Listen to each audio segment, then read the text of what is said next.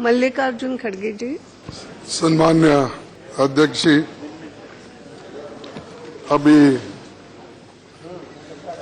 Motion of thanks president's address पे दो नेताओं ने बात की, डॉक्टर महेश शर्मा जी और श्री वीरेंद्र सिंह जी जो सेकंड किए। अपने विचार इस सदन के सामने को रखे हैं और ये मेरा कर्तव्य होता है कि इस चीज में, इस अभिभाषण में कौन सी चीजों की कमियां हैं और बहुत से बातें इस सदन के सामने जो रखी गई है उसमें कितना सत्य है, ये जनता को बताना जरूरी है। जैसा कि बड़े दिल से हमारे वीरेंद्र सिंह जी ने स्वीकार किया कि प्रजाप्रभुत्व में विरोधी पार्टी होना चाहिए और उनके भी विचार सुनना चाहिए, तभी डेमोक्रेसी का महत्व होता है।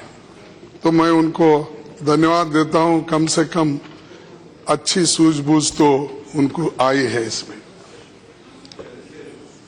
ठीक है, पहले से है तो मैं वापस ले लेता हूं, लेकिन नहीं था कभी, अब जाने दो, उस बात में नहीं जाता मैं। लेकिन अध्यक्ष महोदय, मैं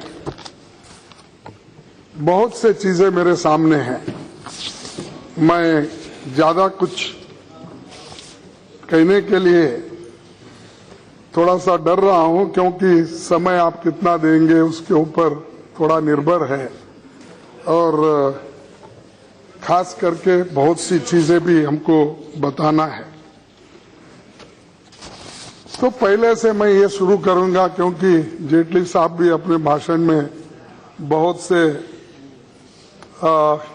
जो शेर शायरी किए और उसी ढंग से डॉक्टर महेश जी ने भी अपने भाषण में शेर शायरी की।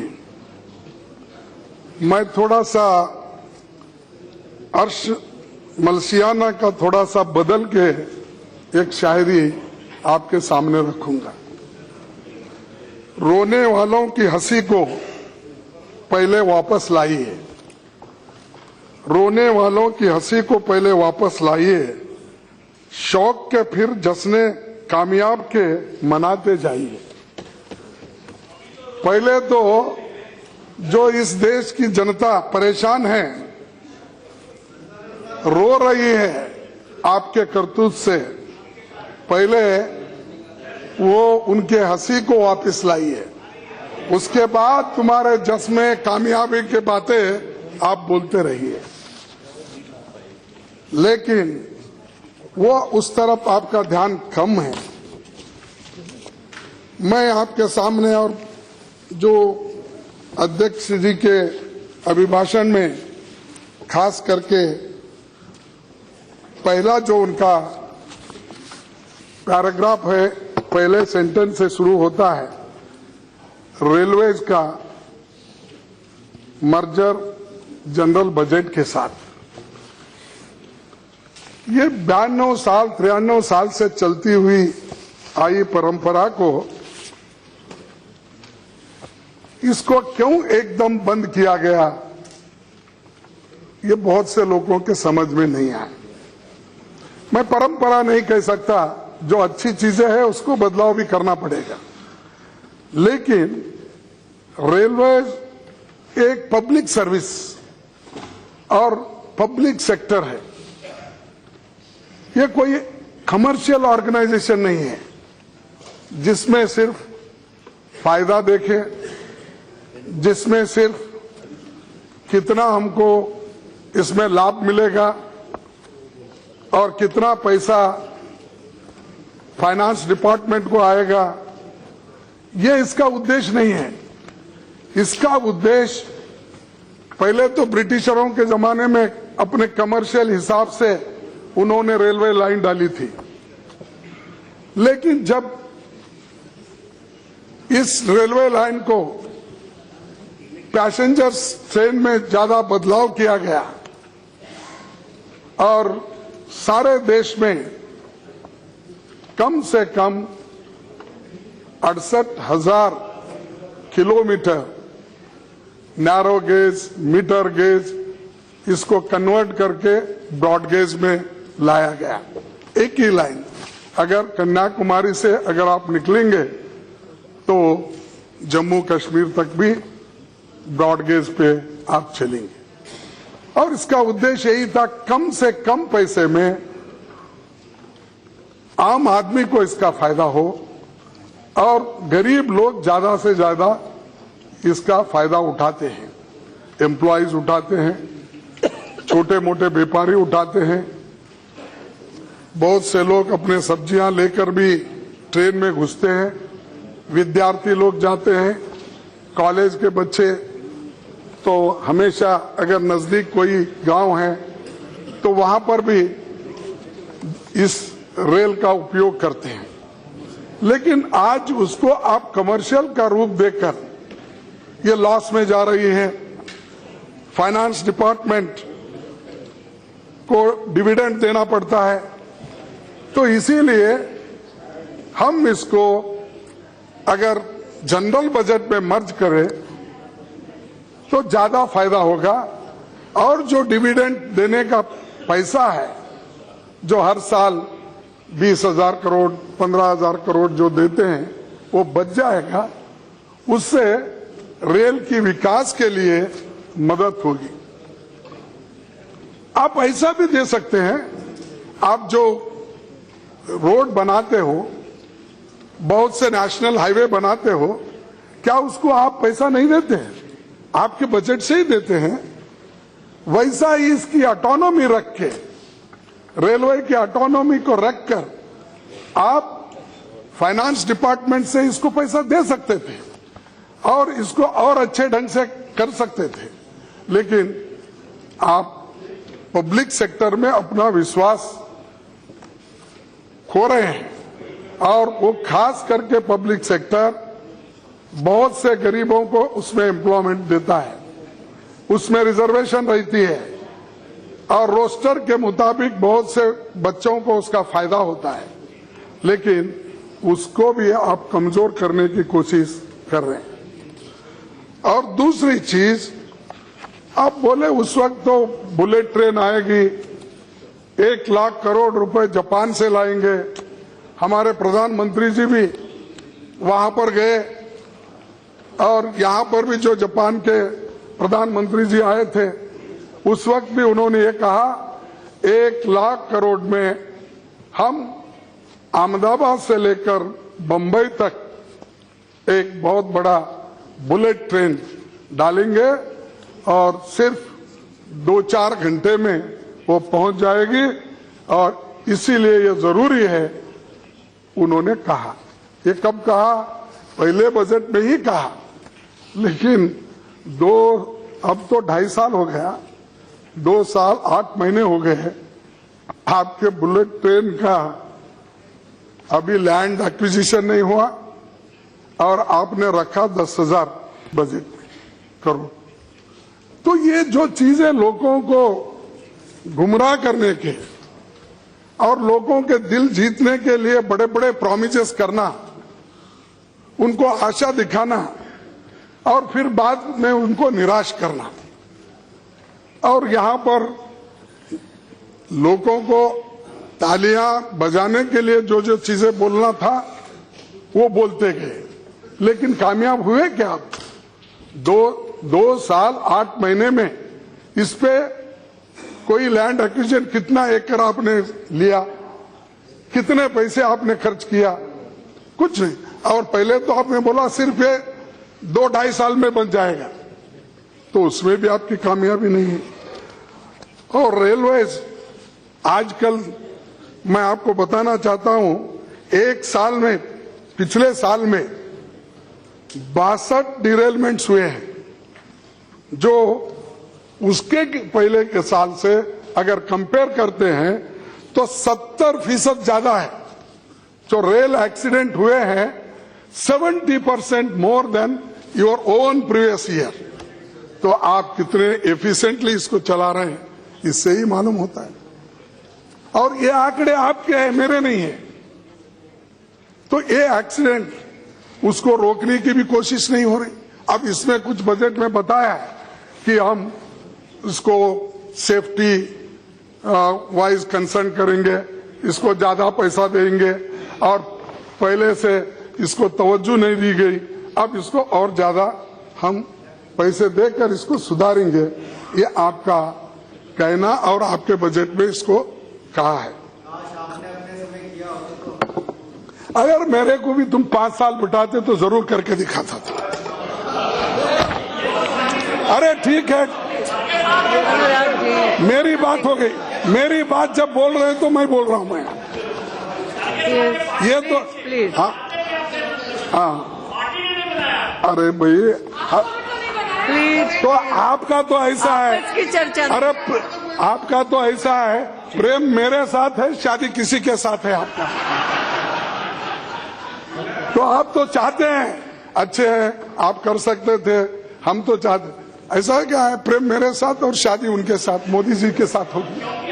तो इसीलिए है, नहीं ठीक है भाई, ठीक भाई, आप कितना भी मोहब्बत मोदी जी से करिए, आप मिनिस्टर बनने वाले नहीं हैं। तो ये ठीक है। तो रेलवे के लिए ये होना चाहिए था, लेकिन नहीं किए। तो इसमें भी आप फेल हो चुके और इसमें आप कुछ नहीं पार कर पाए।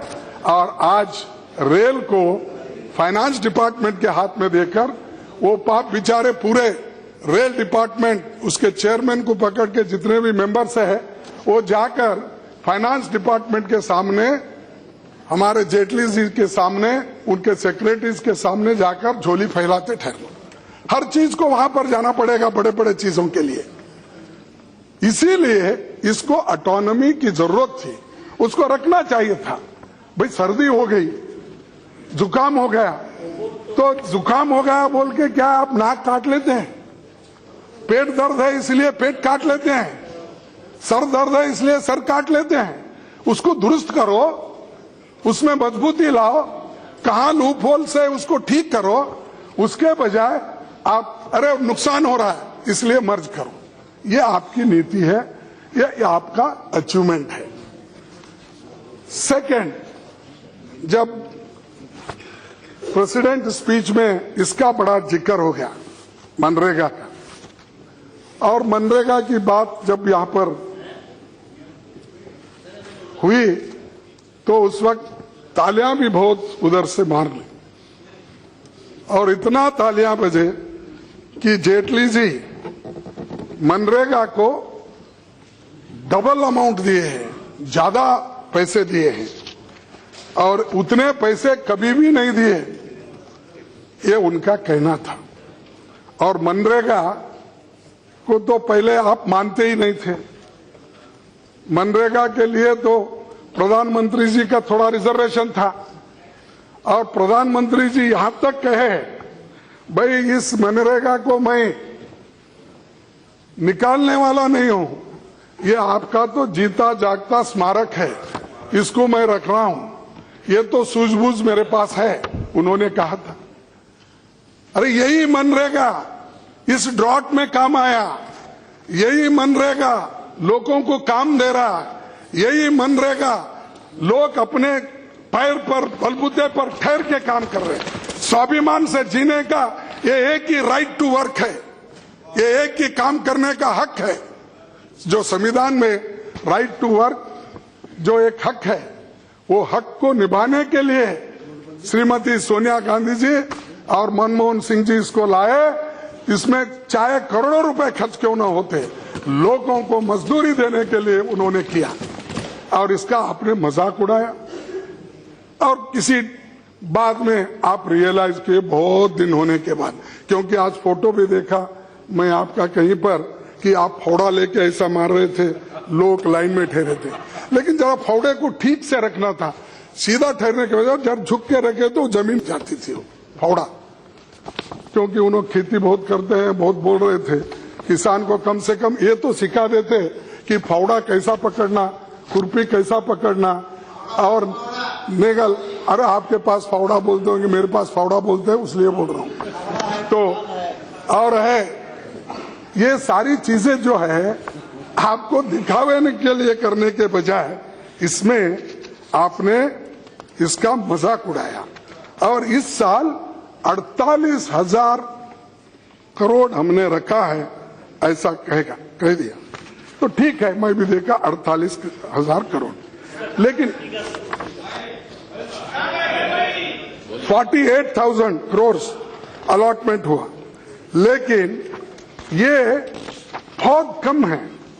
मैं आपको इसलिए कह रहा हूं कि सबसे ज्यादा पैसा आपने दिया, ये आपने कहा, लेकिन आपके सामने मैं आंकड़े रखूंगा। आज के दिन में इसको कम से कम 90,000 करोड़ रखना चाहिए। अगर मैंडेस 90,000 करोड़, अगर आप इसको ठीक ढंग से चलाना चाहते हैं। अरे सुनो सुनो, आपको आंकड़े देता हूं, उसके बाद आप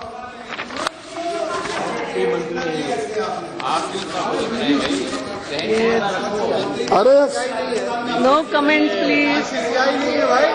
आपकी सरकार के समय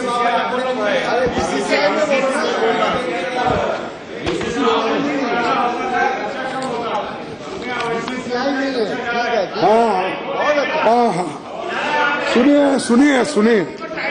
अरे भाई सुनिए, आप जब बजट 12-13 में 14 लाख करोड़ था, तब बजट प्रोविजन 33,000 करोड़ रखा गया था। सुनिए 30,274 करोड़ होना और कुछ, तो वो टोटल एक्सपेंडिचर का आपके 14 लाख को अगर आप जोड़ दिए 2.15%, और 13-14 में 15 लाख की बजट थी, तो उस वक्त 33,000 करोड़ रखे थे, उसमें 2.12% टोटल बजट का अमाउंट था। 14-15 में 16 लाख की बजट थी, 34,000 रुपए रखे गए थे, उसमें 32,000 खर्च हो गए थे, 1.98। तो 15-16 में 17 लाख का बजट था और 34,000 करोड़ उसके लिए रखे गए थे, और वो 2.09%। अरे खर्चे का एक्चुअल बोले तो क्या है, व्हाट इज दिस? सुनो, देखो बजट प्रोविजन भी बोल रहा हूँ। खड़गे जी आप नहीं मैडम, नहीं वो बहुत होशियार है, लेकिन नहीं मेरे केवल आपका भाषण रिकॉर्ड में, मेरे को गुमराह करने के लिए वो बहुत होशियार है वो। लेकिन देखिए, मैं आपको बता रहा हूँ टोटल बजट प्रोविजन, फिर उसके बाद बजट अलोकेशन, फिर उसके बाद एक्चुअल एक्सपेंडिचर, यही बोल रहा हूं ना मैं, आप सुन रहे नहीं। तो मैं और 16-17 में 20 लाख बजट प्रोविजन था, और अलोकेशन इसके लिए मनरेगा के लिए हुआ 38,500 करोड़, यानी 2.36%। और 17-18 में आपका बजट प्रोविजन है, यानी टोटल बजट है 21,47,775 करोड़। तो इसमें आपने रखा है 48,000 करोड़, यानी 2.24। ये ज्यादा हुआ या कम हुआ, क्या डबल हुआ? आप देखिए, डबल बोल रहे थे ना मनरेगा और रिवाइज्ड एस्टीमेट में, आप तो बेहतर जानते हो, रिवाइज्ड एस्टीमेट में आप अब तक 47,499 करोड़ खर्च किए हैं, लेकिन अब रखे कितना? 48,000 करोड़। डिफरेंस कितना हुआ? हार्डली 500 करोड़। और इसको थोप रहे।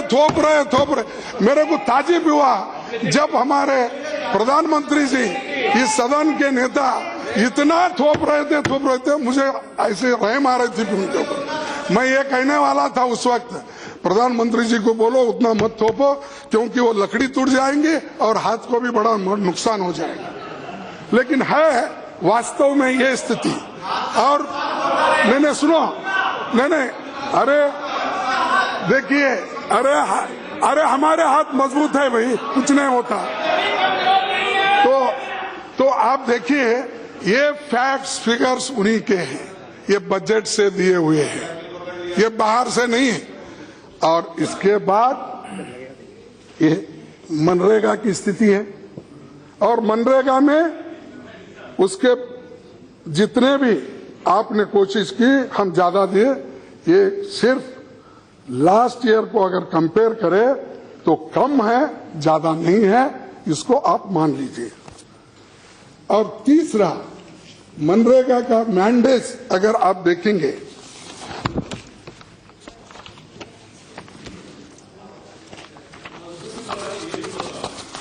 मजदूरी बढ़ाई, उसके साथ बजट नहीं बढ़ गया। मजदूरी अगर बढ़ाते हैं, मैंडेट ज्यादा रखने के लिए बजट प्रोविजन भी ज्यादा होना चाहिए।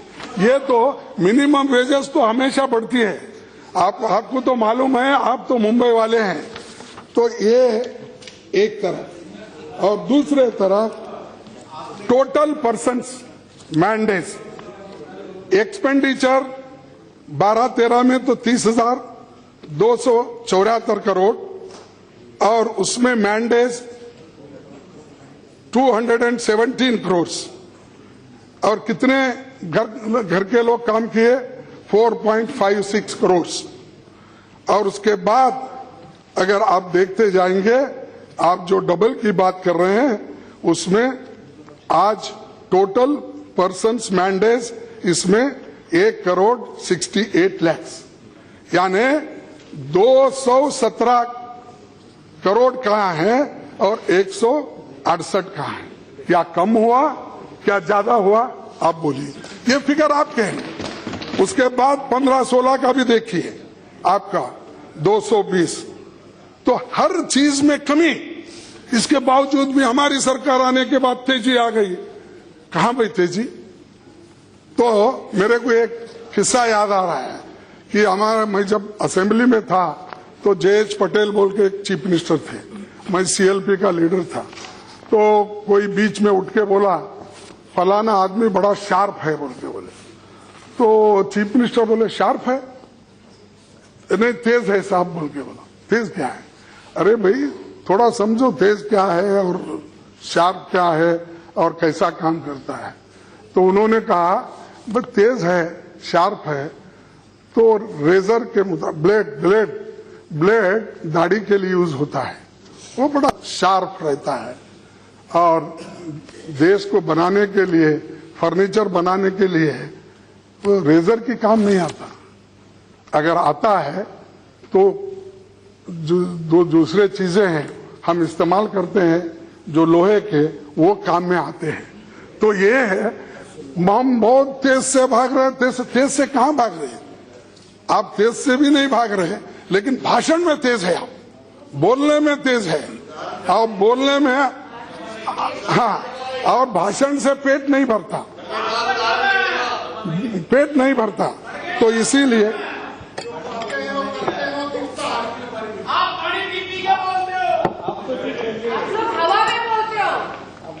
तो ये जो है आपके पास, जो लोगों को काम मिला आपके जमाने में, 33 एक आदमी को, एक घर को 33 दिन काम मिला 100 दिन में।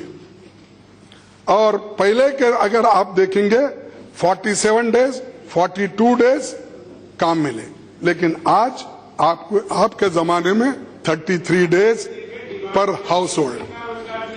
अरे सुनो, वो डिमांड रहा, बहुत से स्टेट वाले पैसे पूछे, अभी तक नहीं दिए। 16,000 करोड़ रुपए बाकी है, और वो 16,000 करोड़ इसमें से लेने वाले हैं। ये 48,000 करोड़ में से इस बार जाएगा। वो जाने के बाद फिर झोली लेके जेटली साहब के पास रूरल डेवलपमेंट मिनिस्टर जाएंगे। आप समझे? तो इसीलिए अध्यक्ष महोदय जी, नरेगा इसमें भी आप फेल, रेल में भी फेल, और तीसरा, अब फार्मर वेलफेयर की बात चल रही है और बहुत से स्कीम्स के बारे में उन्होंने वीरेंद्र सिंह जी ने बताया कि हमने वो कुछ किया, ये किया, तो शायद ग्रीन रेवोल्यूशन भी आप ही लाए थे शायद। और मोदी जी साहब के गुजरात में व्हाइट रेवोल्यूशन भी आपके जमाने में आया था शायद। हाँ, गुजरात में आया, नहीं, उन्हीं के जमाने में आया। राजस्थान में आया। नहीं, वो यूपी के हैं, वो बॉर्डर पे है, कहते वो दोनों राजस्थान में। तो ये white revolution, green revolution madam इनके जमाने में ही है। ये 2.5 साल में ही हुआ। कुरियन इसी वक्त पैदा हो गया, सारे लोग इसी वक्त पैदा होके ये इतना दूध का व्हाइट रेवोल्यूशन करके, ग्रीन रेवोल्यूशन करके सबके पेट इन्होंने ही भर रहे। अरे जिस देश में खाना नहीं मिलता था, एक दिन के खाने के लिए लोग तरसते थे और पीडीएस के लिए लोग क्यों में ठहरते थे, आजादी के बाद ग्रीन रेवोल्यूशन लाकर लोगों का पेट भरने का काम अगर किसी ने किया, हमने किया। इंदिरा गांधी ने किया। ग्रीन रेवोल्यूशन हमने लाया और व्हाइट रेवोल्यूशन हमने लाया। जो गुजरात से दूध अब कलकत्ता तक जाता है, बंबई तक जाता है, उसका क्रेडिट अगर आप किसी को देना है तो कांग्रेस पार्टी को, यूपीए गवर्नमेंट को, और इंदिरा गांधी को, पंडित जवाहरलाल नेहरू जी को दीजिए। क्यों? आप बात उठते ही 70 साल में क्या हुआ, 60 साल में क्या हुआ। अरे अगर कुछ भी नहीं होता तो आप लोग जिंदा नहीं रहते थे। अगर कुछ भी नहीं होता इस देश में प्रजातंत्र नहीं बसती थी। अगर कुछ भी नहीं होता तो इस संविधान की रक्षा नहीं होती थी। अगर किसी ने किया इस देश के संविधान को बचाने का काम, लोकतंत्र को बचाने का काम अगर किसी ने किया, हमने किया। इसीलिए आज मोदी साहब यहाँ पर एक गरीब कुटुंब से आते हुए भी इस देश के प्रधानमंत्री बने। इसका क्रेडिट किसको जाता है? तो डेमोक्रेसी को जिंदा रखने वाले कांग्रेस पार्टी को जाता है। और हमसे पूछ रहे हो हमने क्या किया देश के लिए, हमने क्या किया? अरे हमने इसीलिए अरे उस वक्त तो डिक्लेयर्ड इमरजेंसी थी, उस वक्त तो डिक्लेयर्ड इमरजेंसी, आज तो बगैर डिक्लेयर इमरजेंसी है। अरे कोई पत्रकार ठीक बोल नहीं सकता, कोई टीवी वाला सुन नहीं सकता, कोई लोग जोर से बोल नहीं सकते और अपने धर्म के अनुसार वो चल भी नहीं सकते। अगर चले तो वो बोलते हैं सनातन धर्म के खिलाफ है। मैं बोलता हूं सनातन धर्म आपके लिए है। आप में वीरेंद्र सिंह जी, आप में और उनमें बहुत फर्क है। जो दयानंद सरस्वती जी और आप में सनातन धर्म में बड़ा फर्क है। स्वामी विवेकानंद आप में बड़ा फर्क है। अरे सुनो, आप मैं कहीं में हूं, बाद में बताऊंगा। लेकिन आप जो बात करते हैं ना, ये देश को डुबाने की बात करते हैं, तोड़ने की बात करते हैं, समाज को तोड़ने की बात करते हैं। इन द नेम ऑफ सनातन धर्म you want that people should be divided. आप इस पे नहीं चल रहे। अरे एक तो आध्यात्मिक बात करते हो और दूसरी तरफ लोगों को तंग होने का, भगवान के नाम लेते हो इमोशनली एक्सप्लॉइट करने के लिए। तो इसीलिए ऐसा लूज टॉक मत करो, गंभीरता से बात करो ताकि देश एकजुट रहे। सबसे देश बड़ा है, देश से बड़ा कोई नहीं है, हम मानते हैं। उसके लिए तो सारे लोग हमारे कुर्बान दिए, गांधी जी कुर्बान दिए, इंदिरा जी कुर्बान दिए, राजू जी कुर्बान दिए। एग्रीकल्चर ग्रोथ की यहाँ बहुत बात होगी।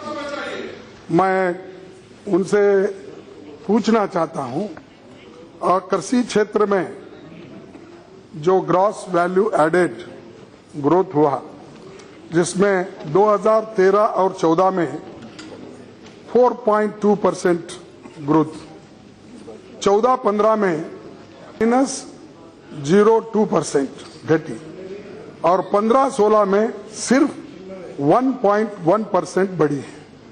इस साल ग्रोथ पिछले साल के मुकाबले में 4% बढ़ने की उम्मीद बताई है।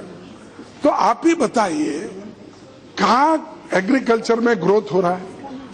एग्रीकल्चर में ग्रोथ नहीं है और रेलवे ग्रोथ में प्लीज बार-बार नहीं टोकिए।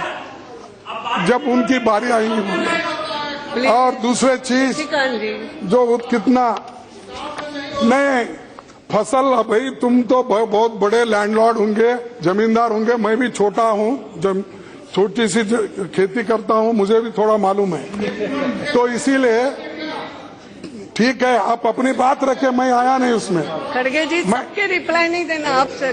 नो वो पहलवान आप हमको ऐसा करे तो क्या करें? पहलवानी करेगा। और नोटबंदी के वजह से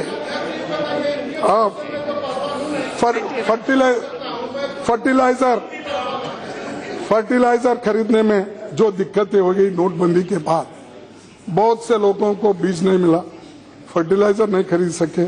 उसके वजह से किसानों को बहुत बड़ी तकलीफ हो गई। लेकिन जब यहाँ पर एक पेश किया गया, वहां पर सोइंग का एरिया ज्यादा बढ़ गया है पहले से भी, ये उनका कहना है।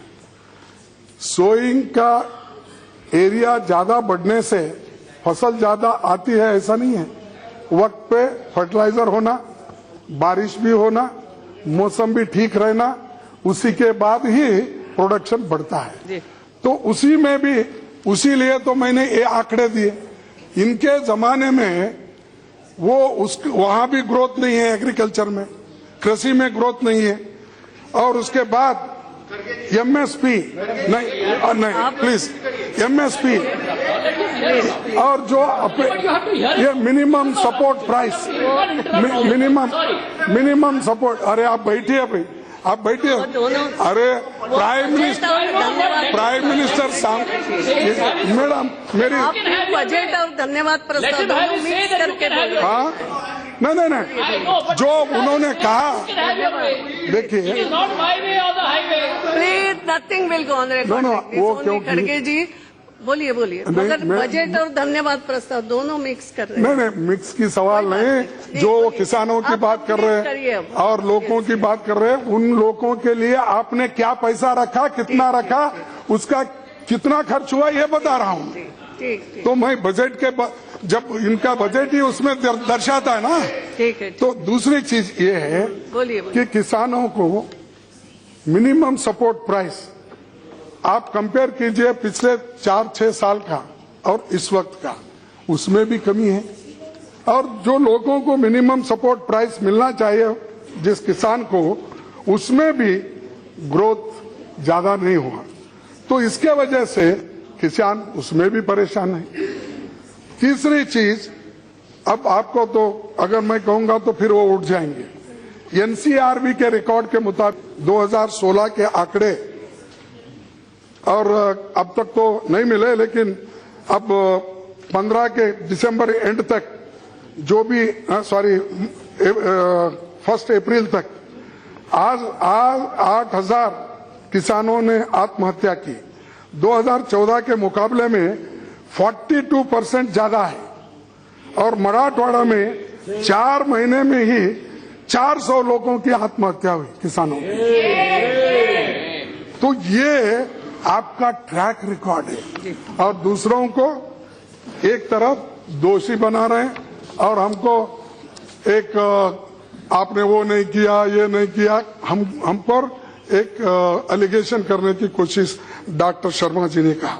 अब कम से कम ये जो बहुत से जिलों में ड्रॉट है, लेकिन ड्रॉट के वजह से हम सरकार के सामने, और ये डिमोनेटाइजेशन होने के बाद जो किसान परेशान थे, तो उसके लिए हमने अपील की कि कम से कम किसानों का कर्जा माफ करो। तो क्योंकि हमारे जमाने में तो 72,000 करोड़ रुपए हमने माफ किया था। अब कम से कम आप उन किसानों के कर्जा माफ कीजिए जो परेशान हैं, जो ड्रॉट अफेक्टेड एरिया में है और आपके सामने उनके मेमोरेंडम है, चाहे वो कर्नाटक हो, चाहे महाराष्ट्र हो, चाहे राजस्थान हो, चाहे गुजरात हो, कोई उन किसानों का कर्जा माफ कर दीजिए। उसके बजाय आपने उस तरफ ध्यान नहीं दिया। यहां तक कि मैं भी प्राइम मिनिस्टर को एक लेटर लिखा कि कर्नाटक के चीफ मिनिस्टर 3 महीने तक कोशिश किए ट्रॉट के बारे में चर्चा करने के लिए, और लेटर के ऊपर उन्होंने लेटर लिखा, उनको टाइम नहीं मिला। आखिरी में 1 दिसंबर में एक टाइम देकर सुना गया, लेकिन अब तक साहब 1 पैसा भी नहीं आया। अब तक 1 पैसा भी नहीं आया। तो आप बताइए, क्या किसानों की हिफाजत ये लोग करेंगे? क्या उनके हित के लिए काम करने वाले हैं?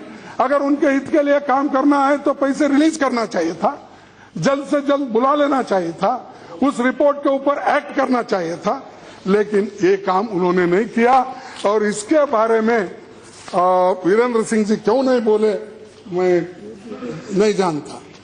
और एक महत्वपूर्ण मुद्दा जिसके लिए मैं पहले से बात करने की कोशिश किया और पूरा सदन यहां पर बात करने के लिए बड़े आतुर थे, लेकिन लास्ट सेशन में इस नोटबंदी पे बहस नहीं हुई। हम ये चाहते थे मैडम, क्योंकि बाहर एक परसेप्शन ऐसा दिया जा रहा है और कहा जा रहा है कि सदन में नोटबंदी के बारे में चर्चा ही नहीं हुई, और चर्चा विरोधी पक्ष के लोग चर्चा नहीं करना चाहते हैं, ये संदेश भेजा गया। लेकिन भाई आपसे विनती करता हूं कि आपके सामने तो हम एडजर्नमेंट मोशन लाए, तो हमने ये कहा कि रूल 56 के तहत ये एडजर्नमेंट मोशन को आप मान लीजिए और चर्चा के लिए हमको सुविधा कर दीजिए। तो सरकार अड़ी रही, ये नहीं होता, पहले भी नहीं हुआ, आज हम नहीं कर सकते। फिर उसके बाद हमने और एक रूल 184 के तहत फिर चर्चा के लिए आपके सामने आए। उस इश्यू पे भी उन्होंने अपनी सम्मति नहीं जताई, उसको भी वो तैयार नहीं थे। 184 भाई हमने दिया था, तुम ऑफर की बात नहीं, मेरी बात। हाँ, तो ये जो 184 में उसका भी नहीं हुआ। उसके बाद हम आपसे अपील की कि आप किसी ना किसी रूल्स में हमको चर्चा के लिए, उस वक्त भी उन्होंने उसको ऑब्जेक्ट किया। तो ये चीजें जो है, हम तो चर्चा के लिए तैयार थे और तैयार है, और आज हम बताना चाहते हैं कि कौन सी कमियां उस नोटबंदी के प्रोग्राम में या स्कीम में थी, उसके लिए हम जनता को बताना चाहते थे इस सदन के माध्यम से। अब नोटबंदी तो होकर कम से कम 86-87 डेज हो गए, और 8 नवंबर को रात में प्रधानमंत्री जी ने ये कहा कि 500 और 1000 रुपए के नोट आज से, ये कागज के टुकड़े, इसका कोई महत्व नहीं है, आप कल से कोई इसको इस्तेमाल नहीं कर सकता, ये प्रधानमंत्री जी ने कहा। और लोगों में एक पैनिक क्रिएट हुआ कि भाई प्रधानमंत्री जी बोल रहे हैं 500 और 1000 के नोट ये एक कागज के टुकड़े हैं, इसको कोई कीमत नहीं। तो आप सोचिए मैडम, इसका मैसेज देश के गरीब जनता में क्या गया होगा और बाहर के देशों में क्या गया होगा। और यहां तक कि बहुत से इकोनॉमिस्ट, सारे इकोनॉमिस्ट इसको अपोज किए। वो बोले ये ठीक नहीं है, आपको अगर काला धन निकालना था तो रास्ते बहुत है आपके पास, कानून के हाथ बहुत लंबे होते हैं, आप कर सकते थे। लेकिन आपने किसको सजा दी? 86.5% करेंसी विड्रॉ करके रिजर्व बैंक में या बैंकों में सिर्फ 3.5 यानी 13.5% आप पैसे रखकर लोगों को तंग और तबाह कर दिए। लोग क्यों में ठहरे? क्यों में ठहरे? कम से कम 110 लोग मर गए। 125 लेट है। यानी देश में, किसी देश में ऐसा नहीं होगा कि अपने ही पैसे लाने के लिए, अपने मेहनत के पैसे निकालने के लिए, अपने ही जो रोजी रोटी के लिए रखे हुए पैसे, उसको आप रद्दी के टुकड़े, कागज के टुकड़े बोलकर कह दिए। लाइन में ठहरे हुए लोग, कम से कम 125 लोग मर गए। कम से कम एक श्रद्धांजलि इस हाउस में, या नहीं कम से कम प्रधानमंत्री जी, मैं ऐसा एक नोटबंदी का स्कीम लाया तो उसके वजह से इतने लोगों को तकलीफ हो गई, मैं माफी चाहता हूं। देश को माफी तो चाहना, आप लोगों से माफी तो मांगना चाहिए था। आप माफी तो मांगना चाहिए था। भाई मैं अच्छे नियत से ये लाया हूं, अच्छे काम के लिए लाया हूं, लेकिन इसके वजह से आपको जो तकलीफ हो गई, इतने लोग जो मर गए, तो इसीलिए मैं दुखी हूं और उसके लिए मैं माफी चाहता हूं। आपने नहीं कहा, अभी भी माफी मांगना चाहिए कम से कम।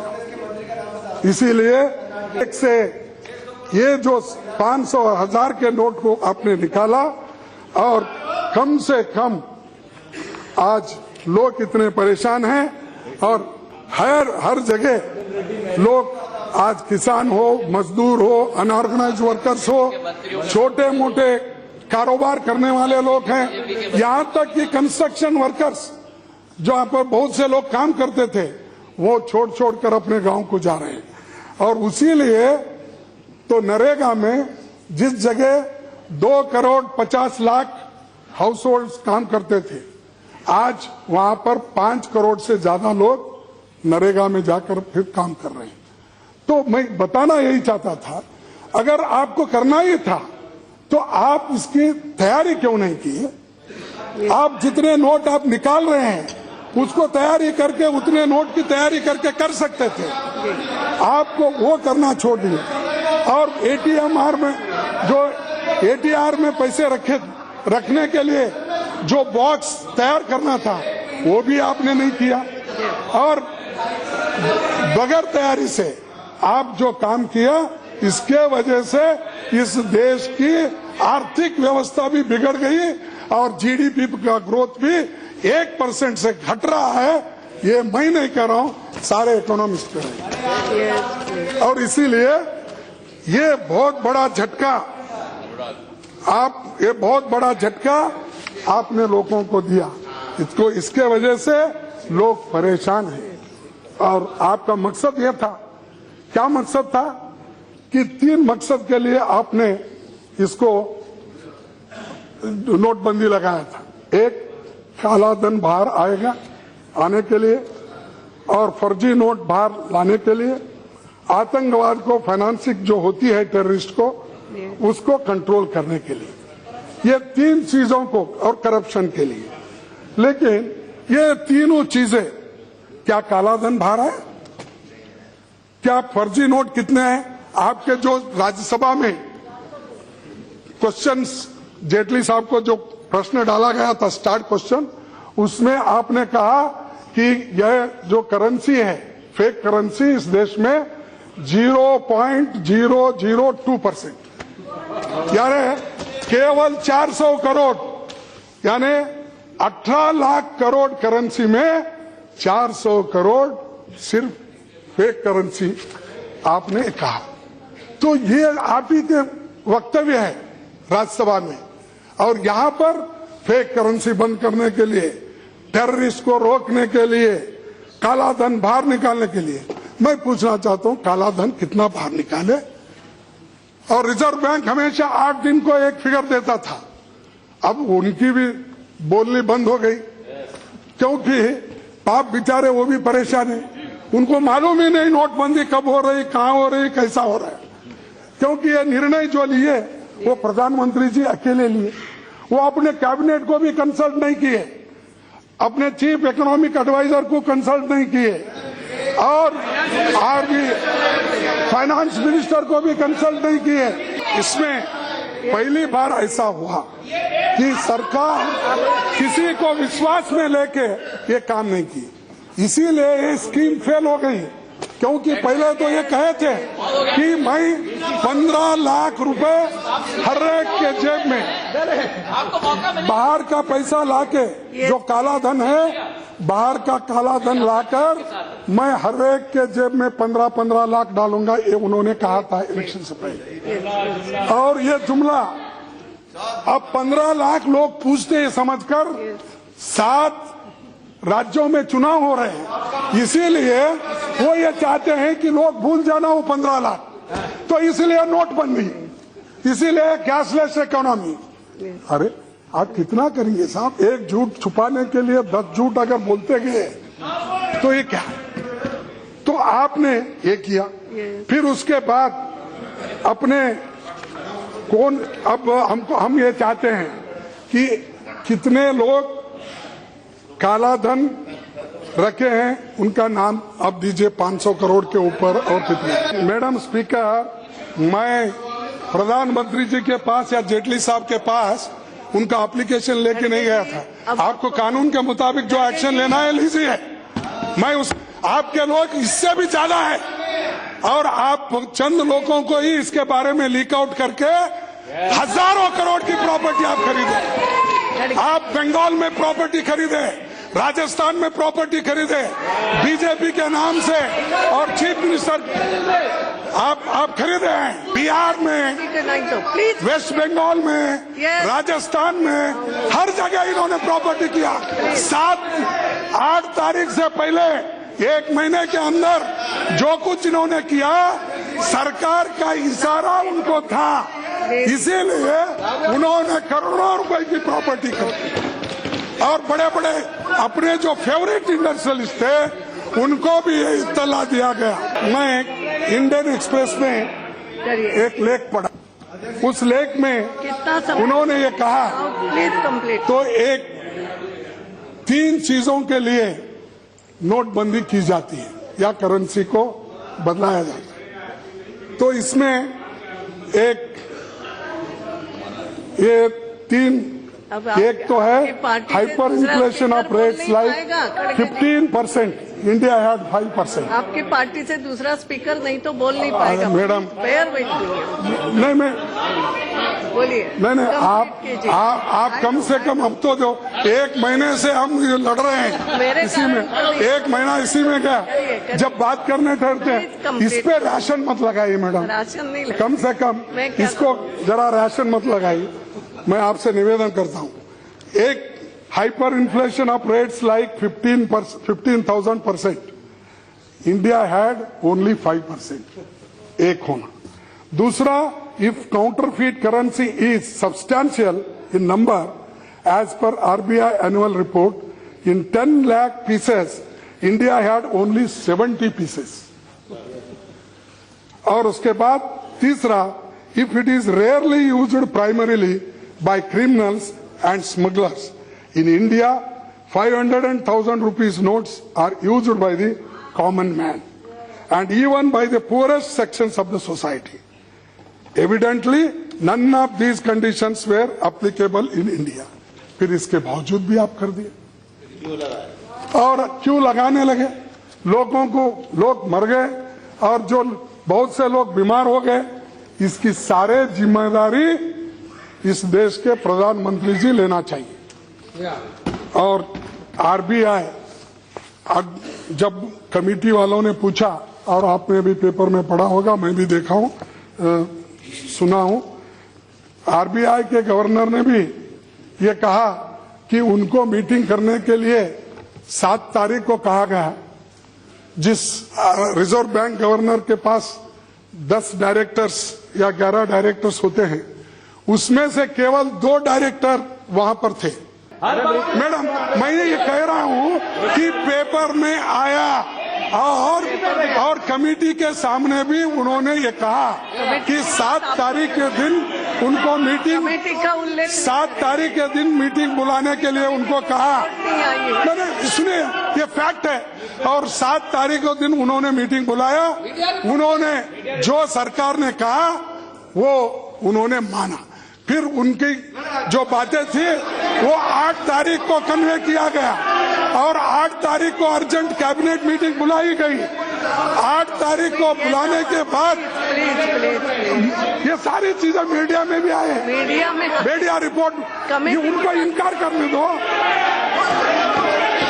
और 8 तारीख को उन्होंने कैबिनेट मीटिंग में अप्रूव किया और रात के 8 बजे प्राइम मिनिस्टर अनाउंस कर दिए। सब कुछ हुआ, सब मैडम सब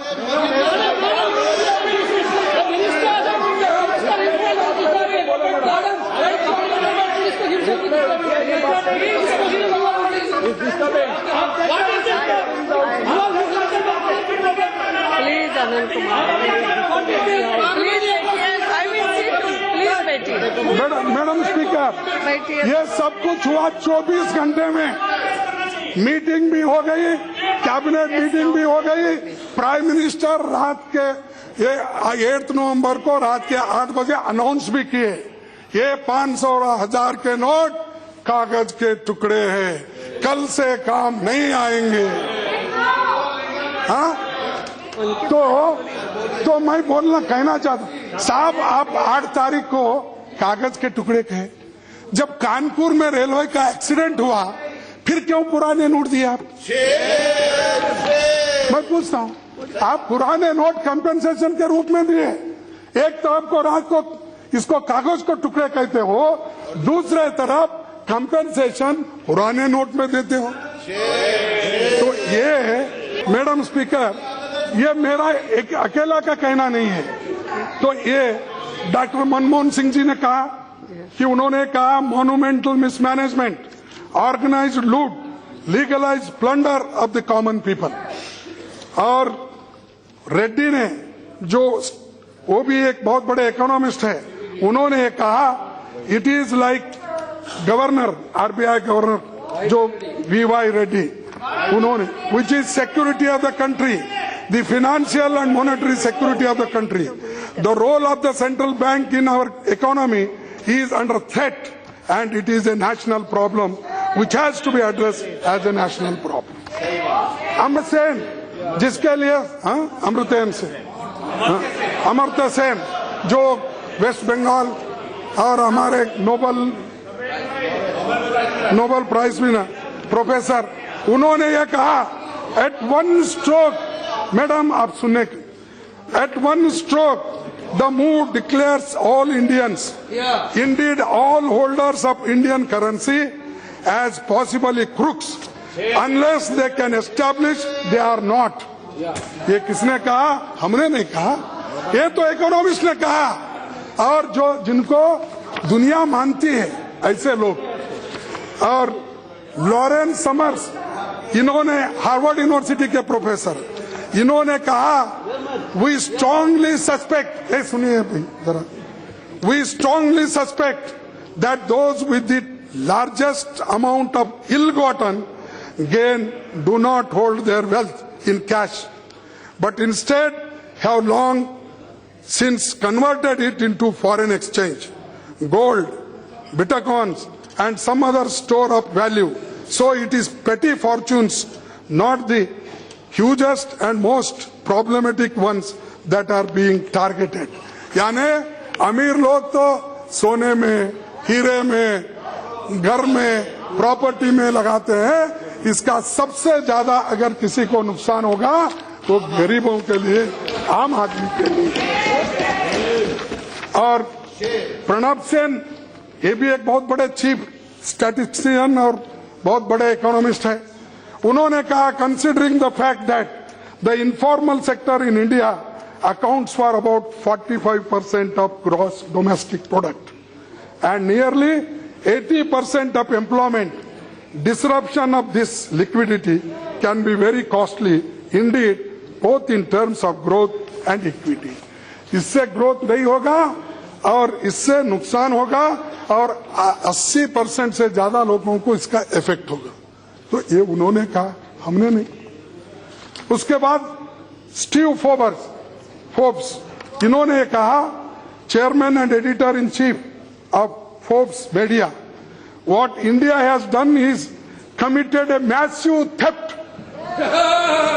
India has done is committed a massive theft of people's property without even the pretense of due process. He wrote, "In this was a shocking move for a democratically elected government." हमको तो विश्वास में लेने की बात और, लेकिन अपने कैबिनेट को भी विश्वास में नहीं लिया। ऐसी चीजें कर बैठे। दुनिया के हर इकोनॉमिस्ट क्रिटिसाइज किया, लेकिन फिर भी बोलते हैं अच्छे दिन आएंगे, अच्छा काम करेंगे, सबका साथ सबका विकास। और अभिजीत बनर्जी क्या कहते हैं? उन्होंने ये कहा, I never understood the logic behind it for one, why introduce ₹2000 notes. भाई 1000 और 500 के आप निकाल रहे हैं, तो आप क्यों 2000 के नोट क्यों निकाल रहे हैं? मैडम स्पीकर, और एक मुझे थोड़ी हंसी आई। परसों जब जेटली साहब अपना बजट भाषण दे रहे थे, उस वक्त उन्होंने कहा, नोटबंदी के बाद इस देश में एक दंगा नहीं हुआ, एक फसाद नहीं हुआ, कोई कहीं गड़बड़ नहीं हुआ, ये उन्होंने कहा। यानी नोटबंदी होने के बाद आप गड़बड़ चाहते थे? इस देश के लोग चुप बैठकर, इस देश के लोगों में सहनशीलता है, गड़बड़ नहीं हुआ, एजिटेशन नहीं हुआ। इसका मतलब यह नहीं है कि हर चीज जो आप गलत काम करते हैं उसका समर्थन है, समझते हैं? ऐसा समझना ठीक नहीं। आप ये कहना चाहिए कि भाई ये जिस देश में सहनशीलता इतनी है, अगर मैं कहूं तो आप गलत नहीं समझना और सदन के लोग भी गलत नहीं समझना। मैं माफी चाहता हूं। आपके पास इतनी सहनशीलता है, इस देश में 1000 साल आप गुलामगिरी करें, सहते रहे।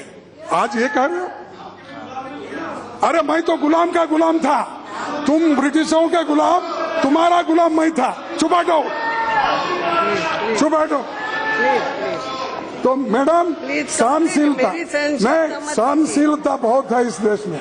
इसका मतलब ये नहीं है कि आप गलत काम किए, लोग सह रहे हैं इसीलिए अच्छा था, हमारा काम अच्छा है। ये जो कह रहे हैं ये ठीक नहीं है। अगर दंगा ही आप चाहते हैं, फिर लोग दिखा देंगे आपको, कभी ना कभी दिखा देंगे। लेकिन आप ऐसी बातें मत करो। आप, इसीलिए आपको मैं ये कहना चाहता हूं कि आप इस देश में सिर्फ 50 दिन में सब ठीक करने की बात किए थे। पहले तो दो हफ्ते पूछे, फिर बाद में बोले मुझे 50 दिन दो। जब गोवा गए थे प्रधानमंत्री जी, वहां बोले कांग्रेस को आपने 70 साल दिया, मुझे सिर्फ 50 दिन दो। yes, please. आपने कहा तो 50 दिन गए, तो ये 50 दिन वहां पूछे तो 50 दिन हो गए। अब 85 डेज 85 डेज में मैडम स्पीकर, मुझे तो नहीं, मुझे तो हर सवाल का जवाब देना है, हर सवाल का जवाब देना है। तो इसीलिए जब गोवा गए थे प्रधानमंत्री जी, शायद वो डायरेक्टली जापान से वहां आके वहीं प्रचार के लिए गए थे शायद। आपके तो पास उस वक्त नहीं, उस वक्त उन्होंने बड़े बेजारी के साथ एक मौन होकर उन्होंने कहा कि मेरे जान को खतरा है। मैं परेशान हो गया। मेरे प्रधानमंत्री को, इस सदन के लीडर को, अगर उसकी जान खतरे में है तो मेरा क्या होगा?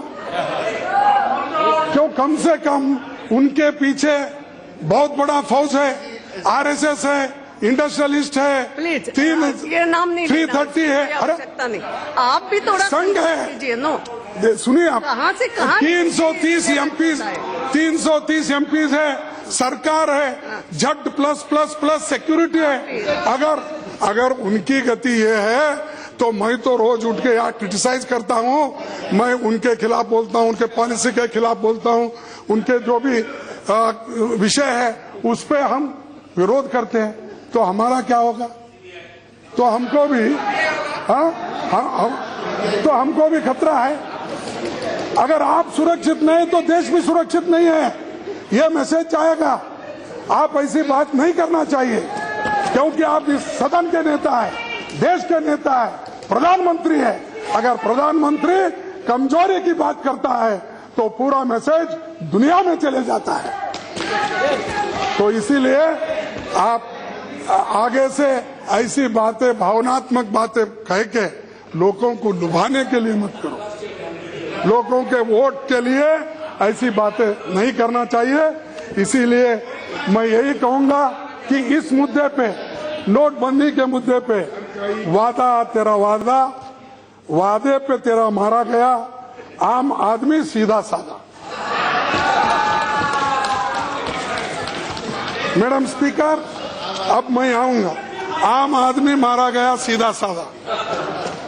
मैडम स्पीकर, मैं अब डिजिटल इकोनॉमी पे आऊंगा, क्योंकि कैशलेस हमारे देश में ठीक है, ये सुधार है, इसके खिलाफ तो कोई नहीं, लेकिन कम से कम हमारे को ये सोचना चाहिए इस देश में कितने शिक्षित हैं, कितने कृषि लोग, कृषि मजदूर लोग, अनऑर्गेनाइज्ड वर्कर्स, ये जो इतनी संख्या में है, कम से कम आज कैश जो लोग उपयोग करते हैं, ट्रांजैक्शन करते हैं, वो कम से कम 93%।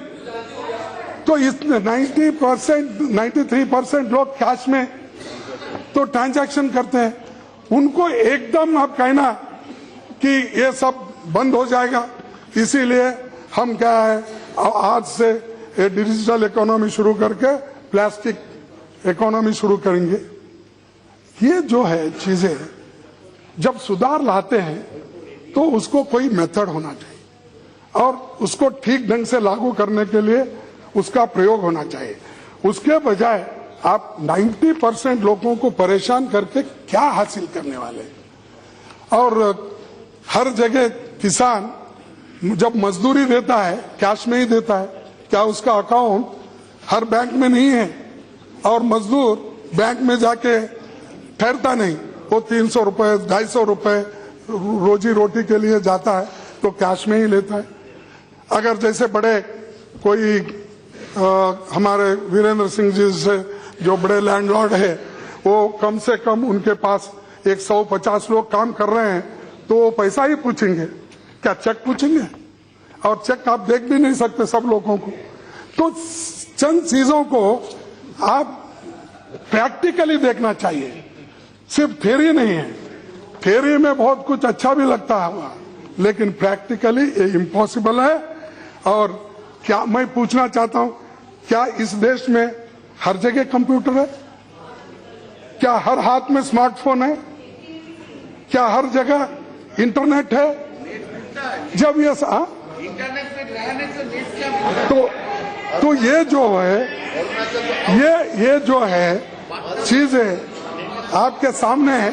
जो चीजों को सूझबूझ के कदम उठाना चाहिए, गड़बड़ी से नहीं, या सिर्फ लोगों को मैंने ऐसा किया अपने गलतियों को छुपाने के लिए।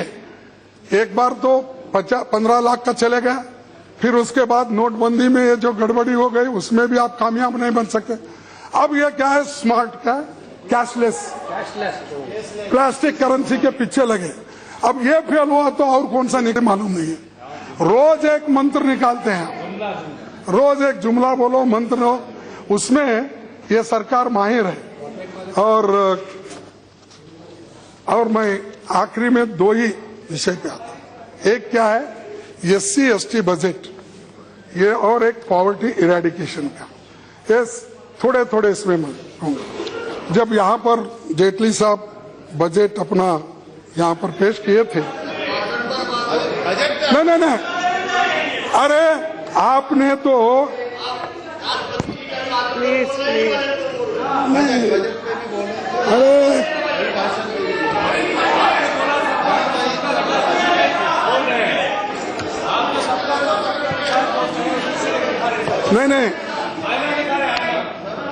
नहीं भाई, आपके नहीं अध्यक्ष के अभिभाषण में ये शब्द है, क्या शब्द है, ये उस शब्द में उन शब्दों का इसमें इस्तेमाल किया गया है, गरीब, दलित, पीड़ित, शोषित, वंचित, श्रमिक और युवाओं के लिए काम करती है।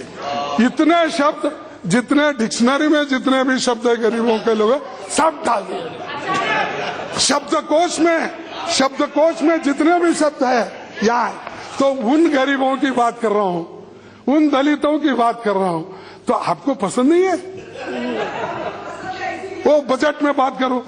अरे आपने ही बोला, ये अभिभाषण में है, और आपके अभिभाषण में जो शब्द आए हैं उनके लिए आपने क्या किया और आपने कितना पैसा रखा, तो इसीलिए मैं आपको बताना चाहता हूं।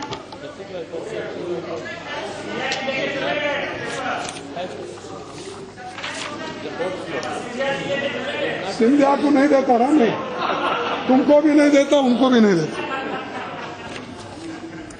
देखिए, आप जरा इसको सोच सकते हैं। आप देखिए 12 और 13 में तो 14 लाख का बजट था, उसमें शेड्यूल कास्ट सब प्लान में 2.35% रखा गया था। 13 और 14 में 2.23% रखा गया, जब 15 लाख बजट था।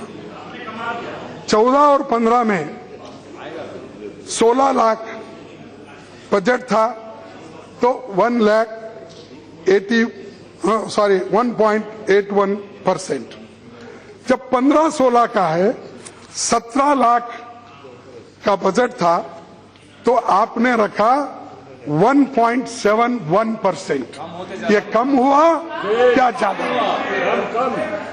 और 16-17 में 20 लाख का बजट था, तो उसमें आपने 38,832 रखा, यानी 2.03% रखा। और अब सुनिए, जो थपथपा रहे थे ना, उसीलिए बोलता हूं, 2018 के बजट में आपने 21 लाख के बजट में रखा 52,000, तो कितना हो गया? वो भी 21 लाख के मुकाबले में कितना परसेंट हुआ? 2.44%। कहां डबल हो गया भाई? ये क्यों लोगों को धोखा देते हो? क्यों झूठ बोलते हो? क्यों लोगों को सता रहे हो और कह रहे हो कि हमने डबल कर दिया, 52,000 रख दिया? कोई उठ के मुझे बार बार बोल रहा था, खड़गे जी, अरे ये फिगर है आपका, मैं दे रहा हूं आपके पास। 21 लाख में 52,000 का परसेंटेज कितना हुआ? 2.44। पहले 14 लाख था तो 2.35 था। तो नहीं, सुनिए आप, अरे 0.5 आप ज्यादा रख के मेरे को बोल रहे डबल रख के। तो सुनिए, मैं गर्व के साथ ये कहना चाहता हूं कि SCP special component plan population के हिसाब से कम इसको 3 लाख रुपए रखना चाहिए था, लेकिन कोई रखता नहीं, मुझे मालूम है। कम से कम 1 लाख रुपए तो इसके लिए रखना चाहिए था। 1 लाख करोड़, 1 लाख करोड़ तो इसके लिए रखना चाहिए था, वो भी नहीं। और बेस्ड ऑन पॉपुलेशन तो रख नहीं सकते थे आपके पास इस बार। नेक्स्ट, लेकिन based on population Andhra government, Telangana government, Karnataka government आज कम से कम पॉपुलेशन के हिसाब से एक का बजट 20-20 हजार करोड़ है। 3 स्टेट का अगर लिए तो 60,000 करोड़ SC के लिए, और आपका बजट है 52,000 और हमने बहुत कुछ दिया भी,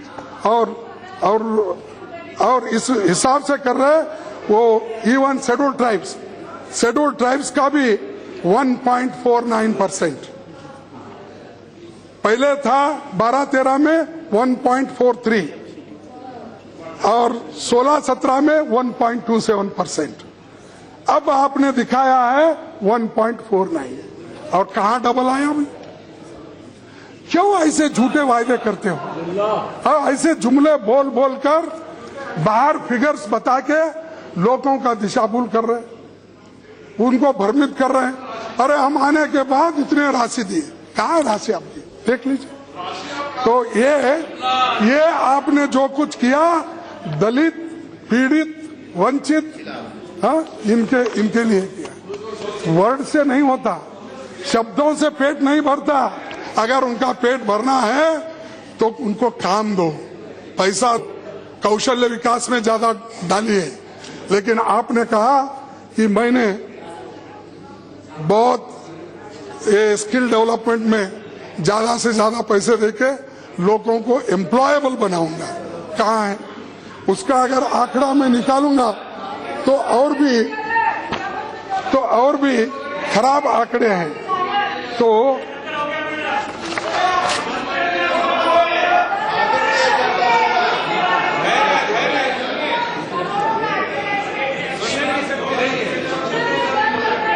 सर नहीं सुनो भाई, क्योंकि हमारे ऊपर क्रिटिसाइज आप करते हो तो यूपीए गवर्नमेंट कुछ नहीं की, लेकिन आपके चीफ इकोनॉमिक एडवाइजर, सुनिए आपके चीफ इकोनॉमिक एडवाइजर उन्होंने क्या कहा?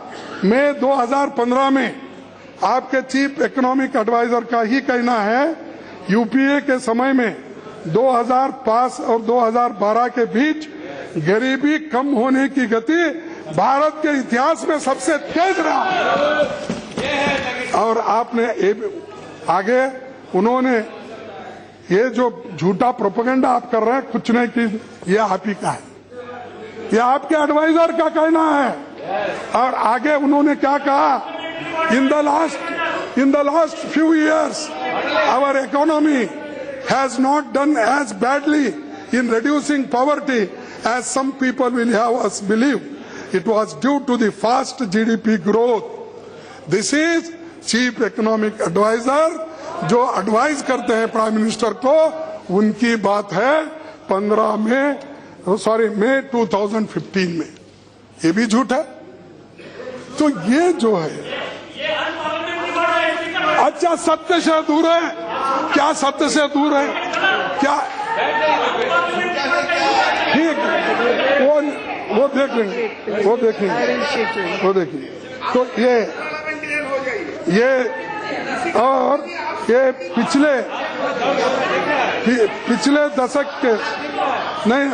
पिछले दशक से 2 गुना तेज था, और इन 7 सालों में 15 करोड़ से भी ज्यादा लोग को बीपीएल से ऊपर उठाया गया है। तो ये हमारे पास आंकड़े हैं, आंकड़ों के हिसाब से हम बात कर रहे हैं, और कोई सिर्फ हवा में बात नहीं कर रहे।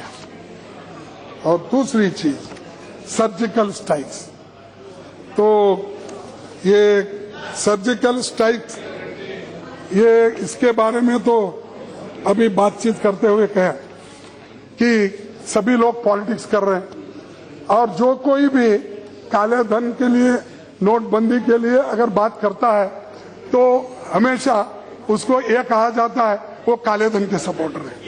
और नहीं, सर्जिकल स्ट्राइक्स के बारे में, सर्जिकल स्ट्राइक्स के बारे में ये पहली बार नहीं हुआ देश में, ये पहले से होते आ रहा है और भी आगे होते रहेगा। जब तक हमारे दुश्मन हमको छेड़ते रहेंगे तब तक ये सर्जिकल स्ट्राइक्स होते रहेंगे। लेकिन इसका गुत्ता कॉन्ट्रैक्ट आप ही लिए, देशभक्ति का कॉन्ट्रैक्ट आप ही लिए, दूसरे कोई देशभक्त नहीं है।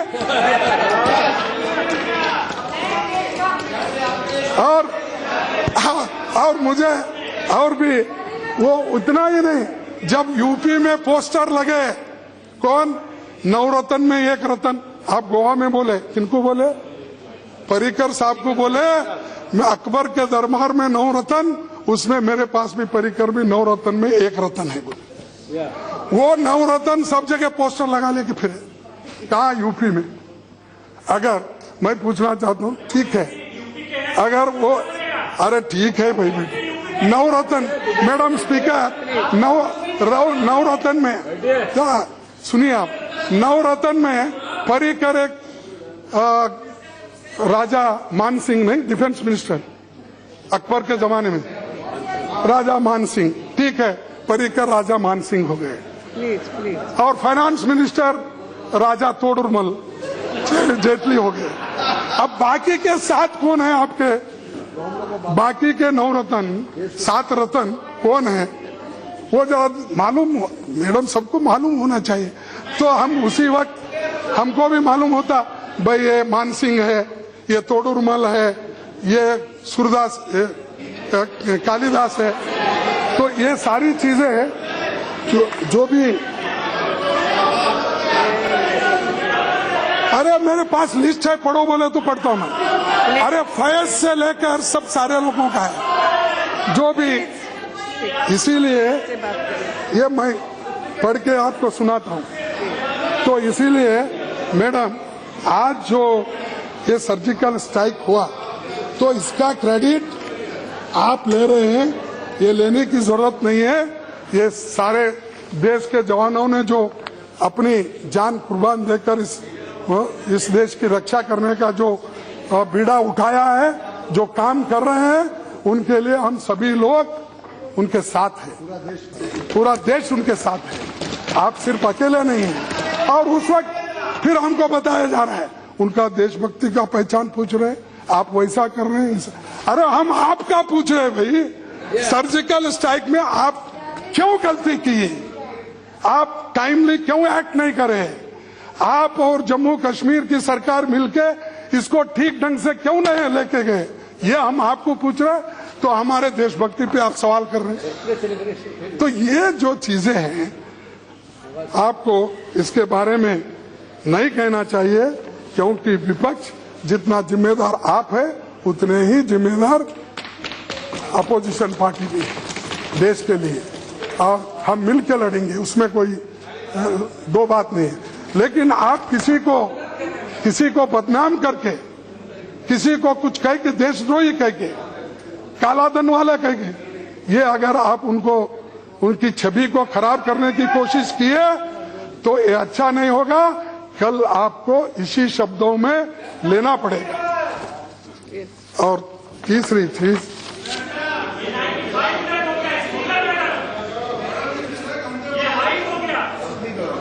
और दीनदयाल उपाध्याय की योजनाओं की बड़ी बात होगी।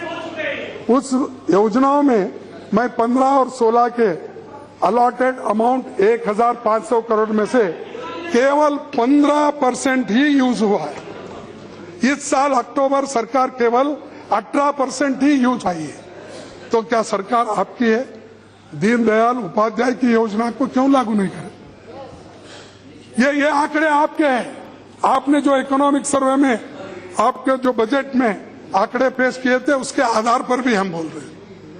और दूसरी चीज, जो प्रधानमंत्री आवास योजना, सरकार को 2019 तक 1 करोड़ घर बनाने हैं, लेकिन अब तक वो सिर्फ 48,000 ही घर बना पाई, ओनली 48,000। तो ये अब 48,000 अब बने, ये 0.5% है। तो आप ही देखिए, आपके सरकार के आंकड़े ये बताती है कि सरकार तेजी से नहीं चल रही है, आहिस्ता चल रही है। और इसके बावजूद भी आप अपना प्रशंसा कर ले रहे हैं, कह रहे हैं कि हम बहुत तेजी से भाग रहे हैं, पीछे के लोग कुछ नहीं करे, हमने ये किया। तो ये, और दूसरी चीज स्वच्छ भारत का, अब ये आपका सपना है और आपने इसको स्वच्छ भारत का स्कीम लाया, लेकिन इसमें हुआ क्या? आपका रूरल एरियाज में लक्ष्य था 11 करोड़ 11 लाख टॉयलेट्स बनाने का।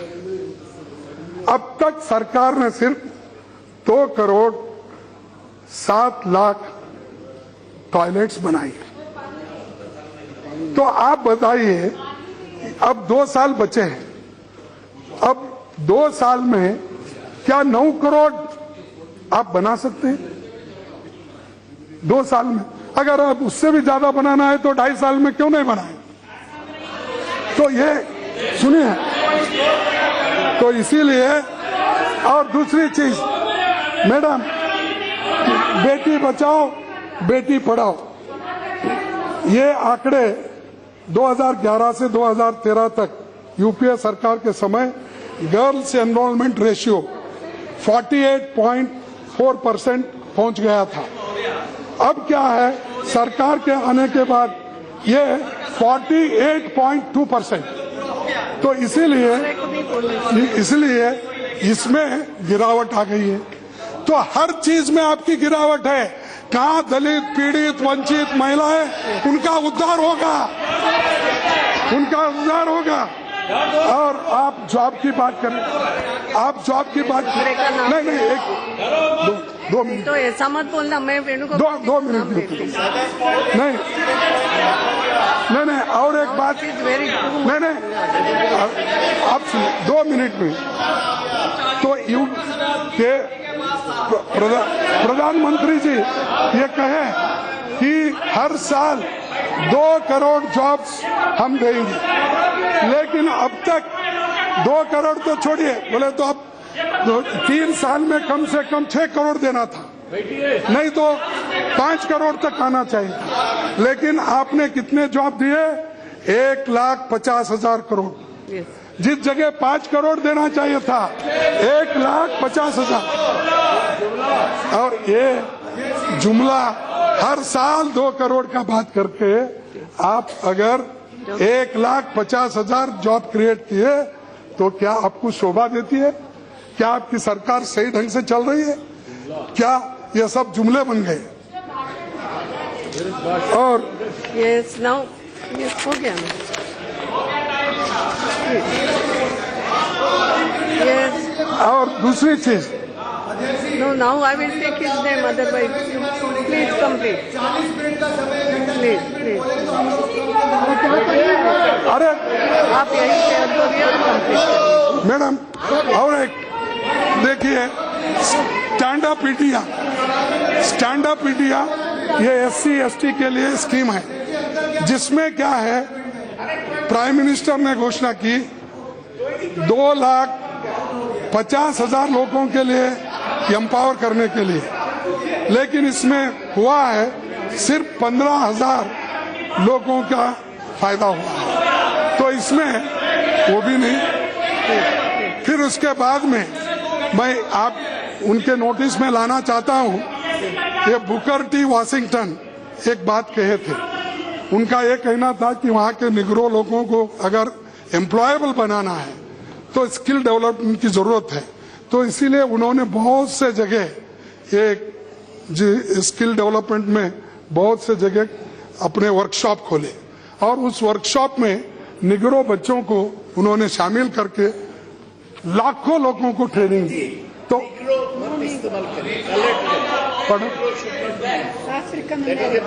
African sorry I withdraw that. Please now please complete, otherwise I will अच्छा, take his name. Colour American बोलिए उसमें। इसीलिए बुकर टी वाशिंगटन जी ये उन्होंने कहा, और उन लोगों को उन्होंने तैयार किया, और उन्होंने ये कहा, there are 2 ways of exerting one strength. One is pushing down, the other is pulling up. The one is pushing down, the other is pulling up. अब आप पुलिंग अप का काम कर रहे हैं, लेकिन पैसे कहाँ हैं? और स्टैंडर्ड आपके मुताबिक 2.5 लाख के बजाय 15,000 अगर होती है तो ये पुशिंग अप है क्या पुलिंग अप है? आप ही देखिए। तो ये सारी चीजें हैं मैडम। मैं आपको आप धन्यवाद प्रस्ताव का समर्थन कीजिए। हो गया। धन्यवाद। ये- अच्छा ठीक है, फिर आप जब इतना बेजार हो गए हैं हाँ। और इसलिए ये- मैं यही कहूंगा कि और सीएजी के रिपोर्ट थे It's okay. और उन्होंने जो हमको इल्जाम लगाना राजस्थान का था, उनका घोटाला, छत्तीसगढ़ का घोटाला था, वो मोदी भाग्य से घोटाला था, और दूसरे जो गुजरात का घोटाला था।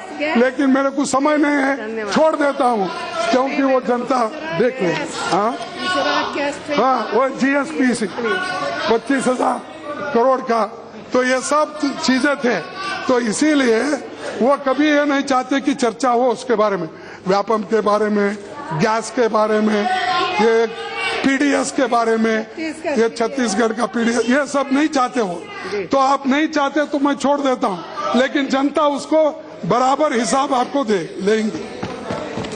अब मैं कंक्लूजन, मैं अभी बहुत कुछ थे, अभी मेरे पास सब्जेक्ट है, भीम आप है, दूसरे हैं, लेकिन आप नहीं दे रहे। लेकिन मैं इतना ही कहूंगा कि एक अब्राहम लिंकन का एक कोट है, you can fool all the people some of the time. You can fool all the people some of the time, and some of the people all the time, but you cannot fool all the people all the time. तो इसलिए मैं आपसे इतना ही कहूंगा कि आप यही कहूंगा, आप हमेशा के लिए सभी को बेवकूफ तो नहीं बना सकते, चंद दिन के लिए चंद लोगों को, चंद लोगों को, इसीलिए मैं इतना ही कहता हूं। और एक आखिरी में मेरा शेर कह के खत्म करता हूं।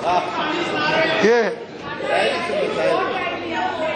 खेलना जब उनको तूफानों से आता ही न था, खेलना जब तूफानों से आता ही न था, फिर वो हमारी कश्ती के नाखुदा क्यों बन गए। Thank you.